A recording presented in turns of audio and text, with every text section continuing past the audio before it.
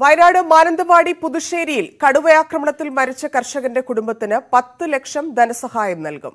കാർഷിക കടങ്ങൾ എഴുതിത്തള്ളാനും കുടുംബത്തിലൊരാൾക്ക് താൽക്കാലിക ജോലി നൽകാനും തീരുമാനമായി. മാനന്തവാടി താലൂക്ക് ഓഫീസിൽ ജില്ലാ കളക്ടർ എ ഗീതയുടെ അധ്യക്ഷതയിലാണ് ചർച്ച നടത്തിയത്. തോമസിന്റെ മൃതദേഹം നാളെ സംസ്കരിക്കും. നമുക്ക് താൽക്കാലികമായി ജോലി കൊടുക്കാം, അതായത് ക്വാളിഫിക്കേഷൻ അനുസരിച്ചുള്ള ജോലി, കമ്പ്യൂട്ടർ ആണെങ്കിൽ കമ്പ്യൂട്ടർ ടൈപ്പിസ്റ്റ് എന്താണോ സൂട്ടബിൾ ആവുന്ന താൽക്കാലികമായിട്ട് കൊടുക്കാം എന്നുള്ളത് ധാരണയായിട്ടുണ്ട്. ബാക്കി നമുക്ക് പിന്നെ ഡൈയിങ് ഹാർനസ് പോലത്തെ ഒരു സ്കീമിൽ ജോലി സ്ഥിരമായി കിട്ടണമെങ്കിൽ അത് ക്യാബിനറ്റ് ഡിസിഷൻ ആവശ്യമാണ്, അത് ശുപാർശ ചെയ്യാം എന്നുള്ളതാണ് നമ്മൾ എടുത്തിരിക്കുന്ന നിലപാട്. കാർഷിക ലോണും സംബന്ധിച്ച് നമുക്കത് റൈറ്റ് ഓഫിന്, അതായത് വകുപ്പ് മുഖാന്തരം തന്നെ എടുത്തിട്ട് നമുക്കത് ഗവൺമെന്റ് ടേക്കപ്പ് ചെയ്യാമെന്നുള്ളതും നമ്മൾ സമ്മതിച്ചിട്ടുള്ള കാര്യമാണ്. കോമ്പൻസേഷനെ സംബന്ധിച്ചിടത്തോളം നമുക്ക് ഇപ്പം കൊടുക്കാൻ പറ്റുന്നത് പരമാവധി 10 ലക്ഷം രൂപയാണ്. അത് നമ്മൾ ഇന്ന് നാളെയായിട്ട് കൊടുക്കും എന്നുള്ള വാഗ്ദാനം കൊടുത്തിട്ടുണ്ട്. ഉച്ചയ്ക്ക് മുമ്പായിട്ട് ഇന്ന് 5 lakhs ഓൾറെഡി ഞങ്ങൾക്ക് ചെക്ക് ഉണ്ടായിരുന്നു. അടുത്ത് നാളെ അതും ബാക്കിയും കൂടെ കൊടുക്കാമെന്നുള്ളതാണ്. ബാക്കി വരുന്ന 40 lakhs എന്ന് പറയുന്നത് ഞങ്ങൾ ശുപാർശ ചെയ്യാം എന്നുള്ള ഇതിലാണ്. പിന്നെ CMDRFൽ കൊടുക്കാം, ഇത് ഇങ്ങനെ ആവശ്യം ഉന്നയിച്ചതും അത് കൊടുക്കേണ്ടതാണെന്നുള്ള രീതിയിൽ ശുപാർശ ചെയ്യാമെന്നാണ് നമ്മളിപ്പോൾ തീരുമാനമായത്. രതീഷ് വാസ്തവൻ ചേരുന്നുണ്ട്. രതീഷ്, എന്താണ് കളക്ടറുടെ നേതൃത്വത്തിൽ നടത്തിയ ചർച്ചയിൽ തീരുമാനമായിരിക്കുന്നത്? ഇപ്പോൾ വിശദീകരിച്ചതിനപ്പുറത്തേക്ക് മറ്റൊരു കാര്യം, സംസ്കാരത്തെക്കുറിച്ചാണ് തോമസിന്റെ വിവരങ്ങൾ. നഷ്ടപരിഹാരത്തെക്കുറിച്ച് ഇവർ ആദ്യം തന്നെ വീട്ടുകാർ ആവശ്യം ഉന്നയിച്ചിരുന്നു. നഷ്ടപരിഹാരം കൂടുതൽ തങ്ങൾക്ക് നഷ്ടപരിഹാരം മതിയായ നഷ്ടപരിഹാരമില്ല, അതുകൊണ്ട് തന്നെ അത് വർദ്ധിപ്പിക്കണമെന്ന് ആവശ്യപ്പെട്ടിരുന്നു. ഇതേ തുടർന്നാണ് ഒരു ചർച്ച നടന്നത്. ഇന്ന് താലൂക്ക് ഓഫീസിൽ നടന്ന ചർച്ചയിൽ കളക്ടറും MLAയും വനംവകുപ്പ് ഉദ്യോഗസ്ഥരും ഒക്കെ പങ്കെടുത്തു. തുടർന്ന് കാര്യങ്ങൾ ഈ ബന്ധുക്കളെയും ആക്ഷൻ കമ്മിറ്റി ഭാരവാഹികളെയും ധരിപ്പിക്കുന്നതിന്റെ ഭാഗമായിട്ടാണ് ഇന്ന് ഒരു സമവായം ഉണ്ടായത്.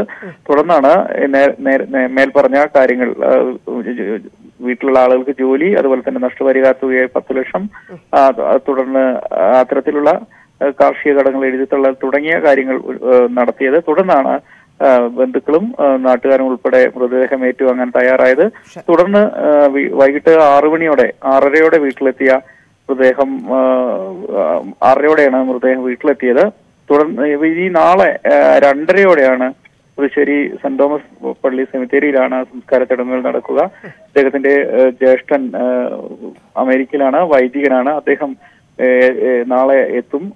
അതേ തുടർന്നാണ് ചടങ്ങുകൾ പൂർത്തീകരിക്കാൻ ബന്ധുക്കൾ ഉദ്ദേശിക്കുന്നത്. എന്തായാലും നാളെ 2:30 ആണ് സംസ്കാര ചടങ്ങുകൾ പൂർത്തിയാകുക എന്നാണ് ബന്ധുക്കൾ അറിയിച്ചിട്ടുള്ളത്. മറ്റൊരു കാര്യം, ഈ കടുവയെ തിരയാനുള്ള ദൗത്യസംഘം നാളെ കൂടുതൽ സേനാംഗങ്ങളെ ഉൾപ്പെടുത്തിക്കൊണ്ട് വിപുലീകരിക്കും. തുടർന്ന് വളരെ കാര്യക്ഷമമായി തന്നെ ഈ തെരച്ചിൽ നടപടികൾ മുന്നോട്ട് പോകുമെന്നാണ് വനം വകുപ്പും അറിയിച്ചിട്ടുള്ളത്. ശരി, നന്ദി രതീഷ്.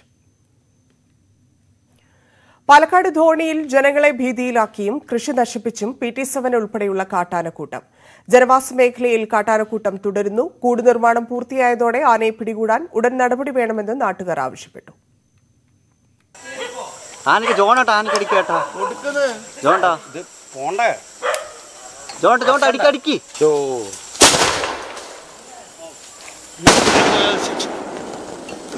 പതിവ് പോലെ ഇന്നലെ രാത്രിയും PT7 ഇറങ്ങി, ഒപ്പം 2 കാട്ടാനകളും. ആനക്കൂട്ടം ഈ മേഖലയിലെ നെൽകൃഷി നശിപ്പിച്ചിട്ടുണ്ട്. ജനങ്ങൾ ഭീതിയിലാണ്. ഇവിടെ ഇന്നലെ കാലത്ത് പോലെ 7 മണിയാകുമ്പോൾ ഇതിൽ കൂടെ ആന പോയിരിക്കുകയാണ്. ഇത് ഒത്തിരി അത് അവിടെ കേട് വരുത്തിയിട്ടുണ്ട് നെല്ല്. ഞങ്ങൾ എങ്ങനെ ജീവിക്കും ഇവിടെ? ഈ ആനന്റെ ശല്യം കൊണ്ട് ഒരുപാട് ആൾക്കാർ കൃഷി ചെയ്യാതെ കിടക്കുന്നുണ്ട്. ഈ ചെയ്തവർക്ക് ഇത്രയും ബുദ്ധിമുട്ട്, എത്ര കഷ്ടപ്പെട്ടിട്ടാണ് ഇത്രയൊക്കെ ചെയ്യുന്നത്. ഈ കഴിഞ്ഞ ദിവസം രാത്രി എനിക്ക് പെട്ടെന്ന് വയ്യാതെയായി. ആ ഓട്ടോറിക്ഷയ്ക്ക് ആരും വരാനില്ല. എന്ത് ചെയ്യാൻ പറ്റും? ഈ ആനനെ പൊടിച്ചിട്ട് ആരും വരില്ല പറഞ്ഞ പാടത്ത് കൃഷി ചെയ്തത് ഇങ്ങനെയായി. അങ്ങനെ നഷ്ടം തന്നെയാണ്. PT7 പിടിച്ചാൽ തളയ്ക്കാനുള്ള കൂടിന്റെ നിർമ്മാണം പൂർത്തിയായിട്ടുണ്ട്. ഇനിയും നീളാതെ കാട്ടാനയെ ഉടൻ പിടികൂടണമെന്നാണ് നാട്ടുകാരുടെ ആവശ്യം. ന്യൂസ് 18 പാലക്കാട്. ധോണിയിൽ വീണ്ടും PT7 ഇറങ്ങിയെന്നാണ് അറിയുന്നത്. ധോണി സ്വദേശി ശാന്തയുടെ വീടിന് സമീപത്താണ് കാട്ടാന ഇറങ്ങിയത്. പ്രസാദ് ഉടുമ്പശ്ശേരി ചേരുന്നുണ്ട്. പ്രസാദ്, ഉറക്കമില്ലാത്ത സാഹചര്യത്തിലേക്ക് ധോണി മാറുന്നു. കാട്ടാനക്കൂട്ടം വീണ്ടും PT7 ഇറങ്ങി എന്നുള്ള വിവരങ്ങൾ ലഭിക്കുന്നു. എപ്പോഴായിരുന്നു സംഭവം? വിവരങ്ങൾ ധന്യ 9 മണിയോടുകൂടിയാണ് ഈ പരിസരത്ത് വീണ്ടും കാട്ടാന ഇറങ്ങിയിട്ടുള്ളത്. PT7 ഈ സ്ഥിരമായി ഇറങ്ങുന്ന PT7 തന്നെയാണ് ആ പ്രദേശത്ത് ഇറങ്ങിയിട്ടുള്ളത്. കഴിഞ്ഞ ദിവസം ധോണി സ്വദേശി ശാന്ത ഈ കാട്ടാനയുടെ മുന്നിൽ അകപ്പെട്ടിരുന്നു. അത്ഭുതകരമായാണ് ഇവർ പിന്നീട് ഓടി രക്ഷപ്പെട്ടത്. ഇവരുടെ വീടിന് പുറകുവശത്താണ് ഇപ്പോൾ PT-7 നിലയുറപ്പിച്ചിട്ടുള്ളത് എന്നുള്ളതാണ് നാട്ടുകാർ പറയുന്നത്. നാട്ടുകാർ ഏറെ ഈ കാട്ടാനയെ വനത്തിലേക്ക് കയറ്റാനുള്ള ശ്രമം നടത്തുന്നുണ്ട്. അതോടൊപ്പം തന്നെ വനം വകുപ്പ് ജീവനക്കാരും ഇപ്പോൾ സ്ഥലത്തെത്തിയിട്ടുണ്ട് എന്നുള്ളതാണ് പ്രദേശവാസികൾ പറയുന്നത്. ഈ രാത്രി സമയങ്ങളിലും അതോടൊപ്പം തന്നെ രാവിലെയും എല്ലാം ഈ പ്രദേശങ്ങളിൽ കാട്ടാന ഇറങ്ങുന്നത് വലിയ ഭീതിയാണ് നാട്ടിലുണ്ടാക്കിയിട്ടുള്ളത്. അതോടൊപ്പം തന്നെ കൃഷിയും വൻതോതിൽ നശിപ്പിക്കുന്നുണ്ട്. നന്ദി പ്രസാദ്. ഇടുക്കി ആനയിറങ്കലിൽ കാട്ടാനയുടെ ആക്രമണത്തിൽ നിന്ന് ബൈക്ക് യാത്രികർ തലനാരിഴയ്ക്ക് രക്ഷപ്പെട്ടു. രാവിലെ 6:30 സംഭവം. ദേശീയപാതയിലെ വളവ് തിരിഞ്ഞു വന്ന ബൈക്ക് ആനയുടെ മുമ്പിൽ പിടുകയായിരുന്നു. ആന പാഞ്ഞടുത്തെങ്കിലും സമീപത്തു നിന്ന് ആളുകൾ ബഹളമുണ്ടാക്കിയതോടെ ആക്രമിക്കാതെ മാറിപ്പോവുകയായിരുന്നു. നിരവധി പേരെ കൊലപ്പെടുത്തിയ മുരിവാലൻ എന്ന ആനയുടെ മുന്നിൽ നിന്നാണ് യാത്രക്കാർ രക്ഷപ്പെട്ടത്.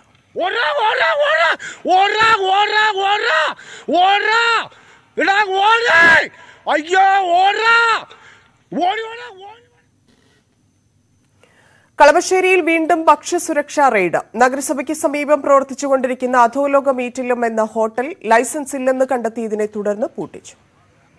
കളമശ്ശേരിയിൽ പഴകിയ മാംസം പിടിച്ച സംഭവത്തിൽ ഇടപെട്ട് ഹൈക്കോടതി. വിഷയത്തിൽ അന്വേഷണം നടത്തി റിപ്പോർട്ട് സമർപ്പിക്കാൻ ലീഗൽ സർവീസസ് അതോറിറ്റിക്ക് രജിസ്ട്രാർ നിർദ്ദേശം നൽകി. സംഭവത്തെക്കുറിച്ച് കെൽസ കളമശ്ശേരി മുനിസിപ്പാലിറ്റിയോട് റിപ്പോർട്ട് തേടി. ഹോട്ടലിലെ ഷവർമ ഉണ്ടാക്കുന്നിടത്ത് പൂച്ചയും. പയ്യന്നൂരിലെ മസ്ലീസ് റെസ്റ്റോറന്റിൽ ഇന്നലെയാണ് സംഭവമുണ്ടായത്. 2 പൂച്ചകളാണ് പാചകക്കാരൻ ഇല്ലാതിരുന്ന സമയത്ത് ഷവർമ കഴിച്ചത്. പൂച്ച കയറിയതിന് പിന്നാലെ ഷവർമ നശിപ്പിച്ചതായി ഹോട്ടലുടമ പറഞ്ഞു.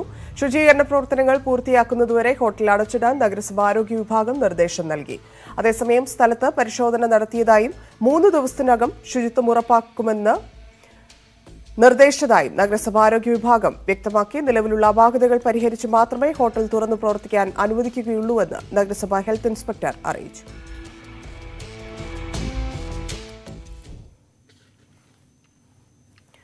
ആലപ്പുഴയിൽ ലഹരിക്കടത്ത് സംഘവുമായുള്ള CPM ബന്ധത്തിന്റെ കൂടുതൽ തെളിവുകൾ ന്യൂസ് 18.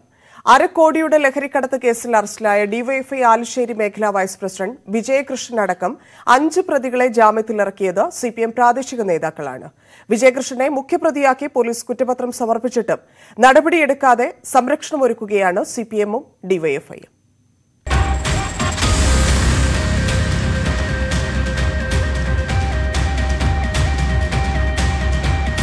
ദൃശ്യങ്ങൾ കാണുന്നത് കഴിഞ്ഞ ഓഗസ്റ്റ് 24 പുലർച്ചെ ആലപ്പുഴ സൗത്ത് പോലീസ് പിടിച്ചെടുത്ത അരക്കോടിയുടെ നിരോധിത ലഹരി വസ്തുക്കളാണ്. കരുനാഗപ്പള്ളിയിലേതിന് സമാനമായി പച്ചക്കറി ലോറിയിൽ ഒളിപ്പിച്ച നിലയിലായിരുന്നു കടത്തൽ. 723/2022 എന്ന ക്രൈം നമ്പറിൽ സൗത്ത് സ്റ്റേഷനിൽ രജിസ്റ്റർ ചെയ്ത കേസിൽ ഡിവൈഎഫ്ഐ ആലുശ്ശേരി മേഖലാ വൈസ് പ്രസിഡന്റും CPM വലിയമരം ബ്രാഞ്ച് അംഗവുമായ Vijayakrishnan, Rafsal, CPM CV branch അംഗമായിരുന്ന ഇജാസ്, സാജു എന്നിവരായിരുന്നു മുഖ്യപ്രതികൾ. ലഹരി മാഫിയയെ ജാമ്യത്തിലിറക്കാൻ എത്തിയതാകട്ടെ CPM ഡിവൈഎഫ്ഐ പ്രാദേശിക നേതാക്കളും.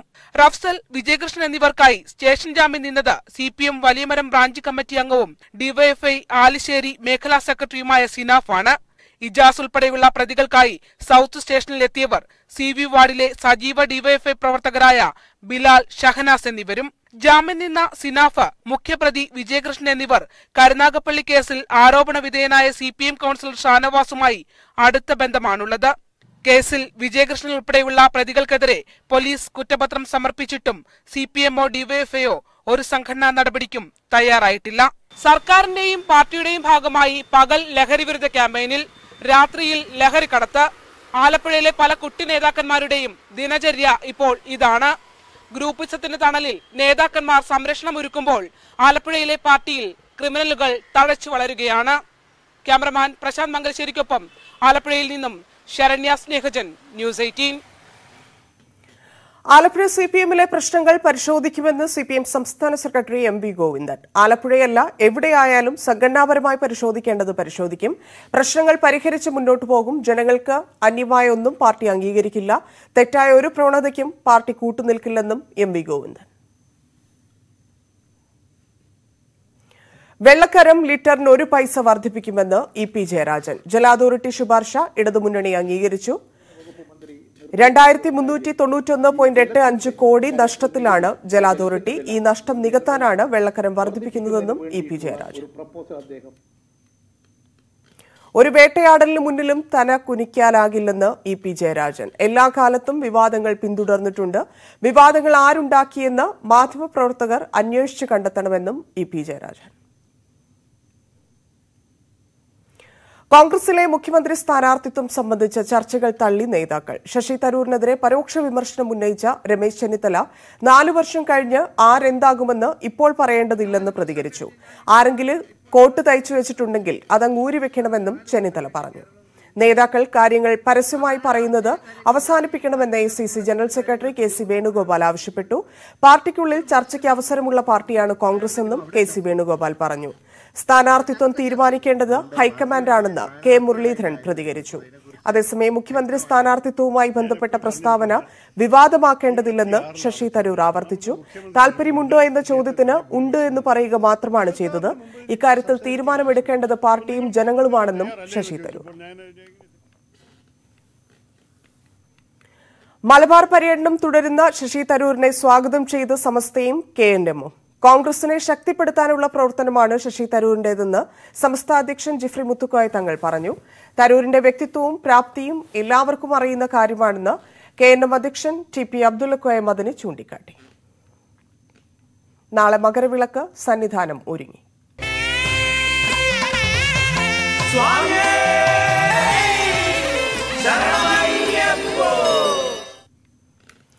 മകരവിളക്കിനുള്ള ഒരുക്കങ്ങളിലാണ് ശബരിമലയും പമ്പയും. പ്രധാന ചടങ്ങുകളായ പമ്പാ സദ്യയും പമ്പ വിളക്കും നടന്നു.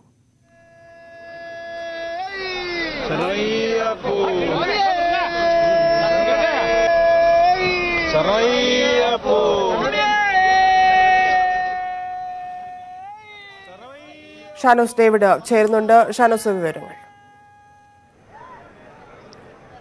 ധന്യ, എരുമേലി പേട്ടതുള്ളതിനു ശേഷം അമ്പലപ്പുഴ ആലങ്ങാട് സംഘങ്ങൾ പമ്പയിലെത്തി. അതിനുശേഷം പമ്പ സദ്യയും അതിന് ഏറ്റവും വൈകുന്നേരം 6:30 ഏതാണ്ട് സന്നിധാനത്ത് ദീപാരാധന നടക്കുന്ന സമയത്ത് പമ്പയിൽ പമ്പ വിളക്കും നടത്തുന്നതാണ് ഇവിടുത്തെ ഒരു ചടങ്ങ്. വൈകുന്നേരം 6:30 സമയത്ത് 6:30 ശേഷമായിരുന്നു ഇവിടെ പമ്പ വിളക്ക് ഈ ത്രിവേണി സംഗമ ഭാഗത്ത് നടന്നത്. അതോടൊപ്പം തന്നെ പ്രധാനപ്പെട്ട കാര്യം ഏതാണ്ട് മണിക്കൂറുകൾ മാത്രമാണ് ഇനി മകരവിളക്കിന് വേണ്ടിയുള്ളത്. അതിനൊരു കാത്തിരിപ്പിലാണ് 10,000-കണക്കിന് തീർത്ഥാടകർ. ഏതാണ്ട് രാവിലെ മുതൽ തുടങ്ങിയ തീർത്ഥാടക പ്രവാഹം ഈ സമയത്തും നിലയ്ക്കാതെ തുടരുന്നു എന്നുള്ളതാണ് ഏറ്റവും പ്രധാനപ്പെട്ട കാര്യം. ഞാൻ നേരത്തെ സൂചിപ്പിച്ചതുപോലെ വടം കെട്ടിത്തിരിച്ച് 7 സെഗ്മെന്റുകളാക്കി തിരിച്ചുകൊണ്ടാണ് തീർത്ഥാടകരെ കാര്യമായി പോലീസും സുരക്ഷാ ഉദ്യോഗസ്ഥരും നിയന്ത്രിക്കുന്നത്. കാരണം അഭൂതപൂർവമായ തിരക്കുണ്ടാവുന്നു. കാരണം പോലീസിന് നിയന്ത്രിക്കാൻ കഴിയുന്നതിനേക്കാൾ വലിയ തോതിലുള്ള തിരക്കാണ് പമ്പയിൽ അനുഭവപ്പെടുന്നത്. അതിന് അതേ തോതനുസരിച്ച് കൊണ്ടായിരിക്കും സ്വാഭാവികമായിട്ടും സന്നിധാനത്തേക്കും ഉണ്ടാകുന്ന തിരക്ക്. സന്നിധാനത്തെ തിരക്ക് 18-ാം പടി അടക്കം കയറ്റി വിട്ട് ഓരോ തീർത്ഥാടകരെയും അയ്യപ്പ ദർശനം സാധ്യമാക്കണമെന്നുണ്ടെങ്കിൽ ഇവിടെ നിന്ന് ഈ തിരക്ക് നിയന്ത്രിച്ച് കടത്തിവിട്ടെങ്കിൽ മാത്രമേ നടക്കൂ. ഇവിടെ 7 സെഗ്മെന്റുകളാക്കി തിരിച്ചുകൊണ്ടാണ്. ഒരു സെഗ്മെന്റിനകത്ത് ഒരു വടം കെട്ടി തിരിച്ചാണ് ഒരു സെഗ്മെന്റ് എന്ന് പറയുന്നത്. ആ സെഗ്മെന്റിനകത്ത് 150 മുതൽ 200 വരെ തീർത്ഥാടകരെ ഉൾക്കൊള്ളിക്കും എന്നാണ് പോലീസ് പറഞ്ഞിരിക്കുന്നതെങ്കിലും തീർത്ഥാടക പ്രവാഹം കണക്കിലെടുക്കുമ്പോൾ അതിനേക്കാൾ കടന്ന് ഏതാണ്ട് 300-നടുത്ത് വരെ തീർത്ഥാടകർ ഒരു സെഗ്മെന്റിൽ ഉൾക്കൊള്ളുന്ന കാഴ്ചയാണ്. അത് വടം കെട്ടി തിരിച്ചു നിർത്തുന്നു. അവിടേക്ക് ഒരു നിശ്ചിത ശതമാനം തീർത്ഥാടകർ ആയി കഴിയുമ്പോൾ ആ വടം തുറന്ന് അടുത്ത സെഗ്മെന്റിലേക്ക് കടത്തിവിടും. അങ്ങനെ ഏറ്റവും അവസാനത്തെ സെഗ്മെന്റിൽ നിന്നാണ് പമ്പയിലെ ഈ സുരക്ഷാ പരിശോധന നടത്തുന്ന കേന്ദ്രത്തിലേക്ക്, അതായത് ഗണപതി കോവിലിന് സമീപത്തെ കേന്ദ്രത്തിലേക്ക് കടത്തിവിടുന്നത്. അവിടെ നിന്നാണ് മുകളിലേക്ക് പോകുന്നത്. അതിന് പ്രധാനപ്പെട്ട മറ്റൊരു കാര്യം ചൂണ്ടിക്കാട്ടിക്കാനുള്ളത്, ഇത്രയും വലിയ തോതിലുള്ള ഏതാണ്ട് ലക്ഷക്കണക്കിന് വരുന്ന തീർത്ഥാടകർ നാളെ ഒരു ദിവസം ഈ സന്നിധാനത്തും പമ്പയിലും പരിസര പ്രദേശങ്ങളിലുമായി മകരവിളക്ക് ദർശിക്കാൻ വേണ്ടി കാത്തു നിൽക്കുന്ന ഒരു പ്രധാനപ്പെട്ട ദിവസമാണ്. മണ്ഡല മകരവിളക്ക് തീർത്ഥാടന കാലത്ത് ഏറ്റവും പ്രധാനപ്പെട്ട ദിവസമാണ് നാളെ. അതുകൊണ്ട് തന്നെ വലിയ തോതിലുള്ള ഭക്തജന തിരക്കുണ്ട്. അത് കണക്കിലെടുത്തുകൊണ്ടാണ് ഇവിടെ ആരോഗ്യ വകുപ്പും അതുപോലെ തന്നെ ദേശീയ ദുരന്ത നിവാരണ സേനയും ഒക്കെ കാര്യങ്ങൾ ക്രമീകരിച്ചിരിക്കുന്നത്. ആരോഗ്യ വകുപ്പ് ഈ പമ്പയിൽ തന്നെ 20ഓളം അത്യാധുനിക ആംബുലൻസുകൾ തയ്യാറാക്കി നിർത്തിയിട്ടുണ്ട്. അതിനൊപ്പം തന്നെ 6 പ്രധാനപ്പെട്ട കേന്ദ്രങ്ങൾ KSRTC, അതുപോലെ തന്നെ ഹിൽ ടോപ്പ്, ഹിൽ ഡൗൺ എന്നീ 6 പ്രദേശങ്ങളിൽ പ്രത്യേകം സജ്ജീകരിച്ച ആംബുലൻസുകൾ ഉണ്ടാവും. അതുപോലെ തന്നെ ദേശീയ ദുരന്ത നിവാരണ സേന പമ്പയിൽ നിന്ന് വിവരങ്ങൾ നൽകിയത്. ഇടവേള. വാർത്തകളിലേക്ക്. എറണാകുളം മുളവുകാട് കുട്ടികളെ കാണാനില്ലെന്ന് പരാതി. 2 പെൺകുട്ടികളെയും 1 ആൺകുട്ടിയെയുമാണ് കാണാതായത്. സംഭവത്തിൽ മുളവുകാട് പോലീസ് അന്വേഷണം ആരംഭിച്ചു.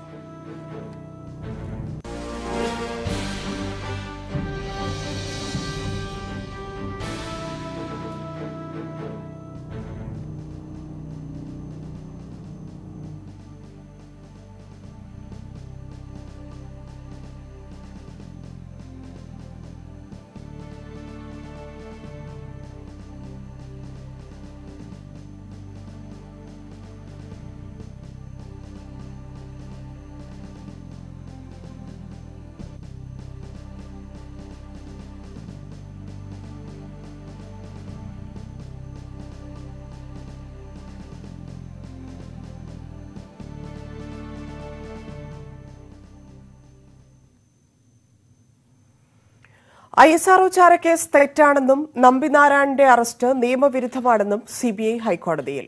വ്യാജ ചാരക്കേസ് ദേശീയ സുരക്ഷയുമായി ബന്ധപ്പെട്ട ഗൌരവമേറിയ വിഷയമാണെന്നും CBI വാദിച്ചു. അന്താരാഷ്ട്ര ഗൂഢാലോചന നടന്നതിന് തെളിവില്ലെന്നും CB മാത്യൂസിന്റെ അഭിഭാഷകനും കോടതിയെ അറിയിച്ചു. നയന സൂര്യന്റെ മരണം അന്വേഷിക്കാനായി ക്രൈംബ്രാഞ്ച് രൂപീകരിച്ച പ്രത്യേക അന്വേഷണ സംഘം പുനഃസംഘടിപ്പിച്ചു. സംസ്ഥാന പോലീസ് മേധാവി അനിൽകാന്തിന്റെ ഉത്തരവ് വന്നു. 13 പേരാണ് സംഘത്തിൽ. ക്രൈംബ്രാഞ്ച് SP S മധുസൂദനൻ സംഘത്തലവനായി തുടരും. ക്രൈംബ്രാഞ്ച് DYSP ജലീൽ തോട്ടത്തിലാണ് അന്വേഷണ ഉദ്യോഗസ്ഥൻ. SARB DYSP R പ്രതാപൻ നായരും സംഘത്തിലുണ്ട്.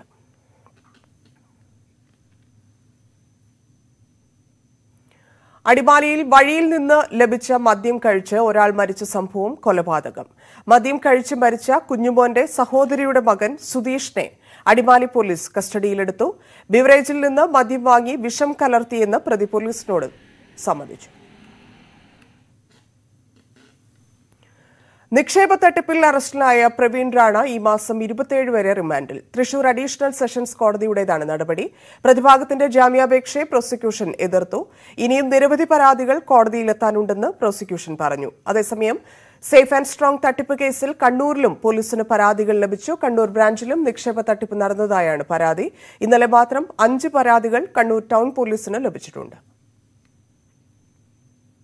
തിരുവനന്തപുരം കണിയാപുരത്ത് പോലീസിന് നേരെ ബോംബേറ്. യുവാവിനെ തട്ടിക്കൊണ്ടുപോയ കേസിലെ പ്രതികളെ പിടികൂടാനെത്തിയപ്പോഴാണ് പോലീസിന് നേരെ ബോംബേറുണ്ടായത്. തലനാരിഴയ്ക്കാണ് പോലീസുകാർ രക്ഷപ്പെട്ടത്. കസ്റ്റഡിയിലിരിക്കെ പ്രതി ഷമീർ ആത്മഹത്യയ്ക്ക് ശ്രമിച്ചു.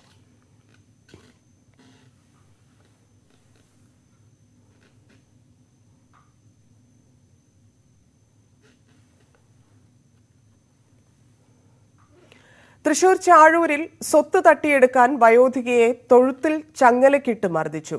സഹോദരന്റെ ഭാര്യയും മകളും ചേർന്നാണ് മർദ്ദിച്ചത്. മാങ്ങാടി വീട്ടിൽ അമ്മിണിക്കാണ് മർദ്ദനമേറ്റത്. ഭക്ഷണവും വെള്ളവും ചോദിച്ചപ്പോഴായിരുന്നു ക്രൂരമർദ്ദനം.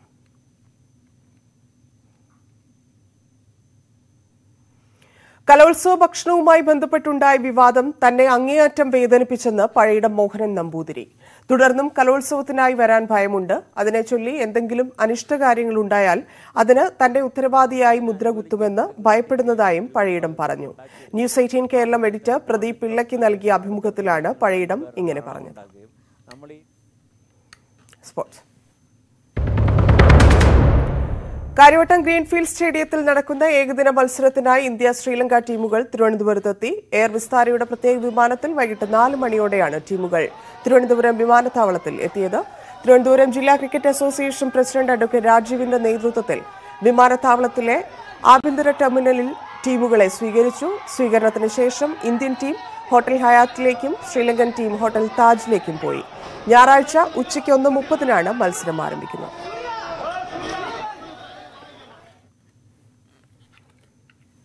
വാർത്തകൾ അവസാനിക്കുന്നില്ല. വാർത്തകൾ ഇടവേളകളില്ലാതെ ന്യൂസ് 18 യൂട്യൂബ് ചാനലിൽ കാണാം.